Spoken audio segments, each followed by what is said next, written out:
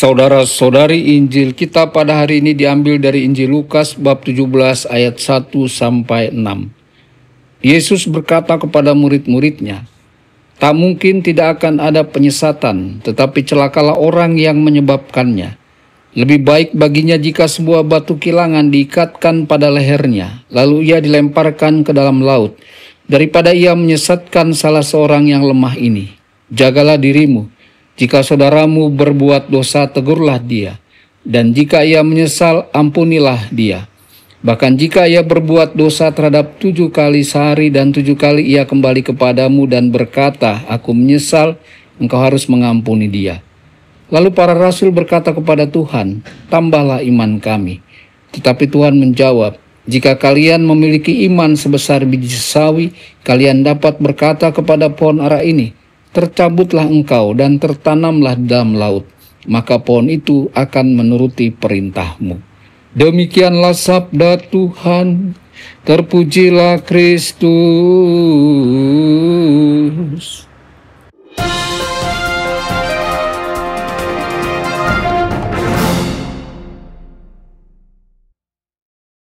Dalam nama Bapa dan Putra dan Roh Kudus, amin. Saudara dan saudari terkasih dimanapun Anda berada, jumpa lagi dengan saya Romo Tedens dalam saluran Warta Kabar Sukacita. Semoga Anda semua dimanapun berada senantiasa dalam keadaan sehat dan bahagia. Injil hari ini mengingatkan kita pada 3 hal penting yang sangat relevan dengan kehidupan iman kita di zaman ini. Dosa yang menyesatkan orang lain atau skandal, kewajiban saling menegur dan mengampuni, serta iman yang berdaya mengalahkan dosa. 3 hal ini seakan berbicara langsung kepada situasi hidup kita saat ini, di mana hidup beriman semakin penuh tantangan. Yesus sangat tegas terhadap dosa yang menyeret orang lain jatuh. Ia berkata, "Celakalah orang yang menimbulkan skandal." Di zaman ini skandal bukan hanya terjadi di dunia kejahatan, politik atau hiburan, tetapi juga dalam kehidupan orang beriman, bahkan dalam gereja. Ketika orang Kristen berkata, percaya kepada Tuhan, tetapi hidup tidak jujur, munafik, suka bergosip, hidup tidak bermoral, atau mengejar kepentingan diri melulu, banyak orang muda kehilangan iman bukan karena ajaran gereja yang salah, tetapi karena kesaksian hidup kita yang buruk. Kita semua punya orang-orang yang dipercayakan Tuhan, anak, cucu, orang muda, orang lemah, umat baru dalam iman. Pertanyaannya adalah, apakah hidup kita membawa mereka lebih dekat kepada Kristus atau justru menjauh darinya? Dunia tidak membutuhkan banyak khotbah, tetapi kesaksian hidup yang otentik. Yesus berkata, "Jika saudaramu berbuat dosa, tegurlah dia, dan jika ia bertobat, ampunilah dia." Tantangan besar zaman ini adalah budaya toleransi yang salah, diam terhadap yang salah demi kenyamanan. Banyak keluarga hancur karena orang tua tidak tegas. Banyak persaudaraan retak karena kebenaran dibiarkan dikubur oleh rasa sungkan. Banyak orang hidup dalam dosa karena tidak ada yang berani menegur. Namun Yesus tidak hanya meminta kita menegur, Dia menuntut kita menegur dalam cinta dan mengampuni tanpa batas. Orang Kristen yang sejati bukan yang pandai mengkritik, tetapi yang mampu menyembuhkan.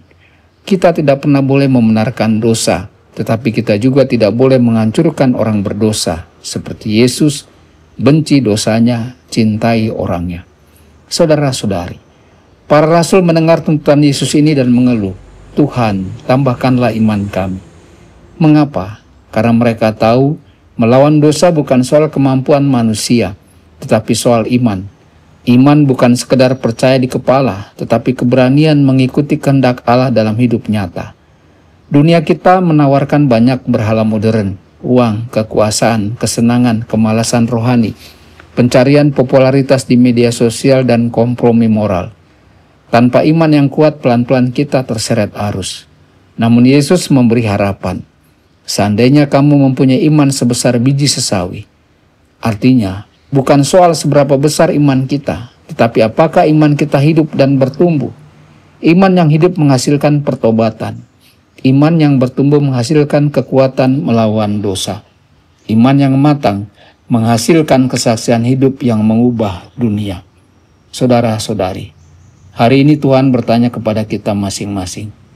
Apakah kita secara sadar atau tidak menjadi batu sandungan bagi orang lain? Apakah kita punya keberanian menegur dalam kasih? Apakah kita hidup dalam pengampunan? Apakah iman kita memampukan kita melawan dosa? Atau kita justru hidup dalam kompromi? Marilah kita mohon rahmat seperti para rasul. Tuhan, tambahkanlah iman kami. Tambahkan iman agar kami setia, berani, rendah hati, dan menjadi terang bagi sesama. Semoga hidup kita membawa banyak orang semakin dekat kepada Kristus, bukan menjauh darinya. Tuhan Yesus memberkati Anda semua. Sabda Allah adalah kebenaran. Sabda Allah adalah kehidupan. Mari kita mencintainya, mari kita menghayatinya. Ya Tuhan yang ku muliakan, sabdamu angkat rasa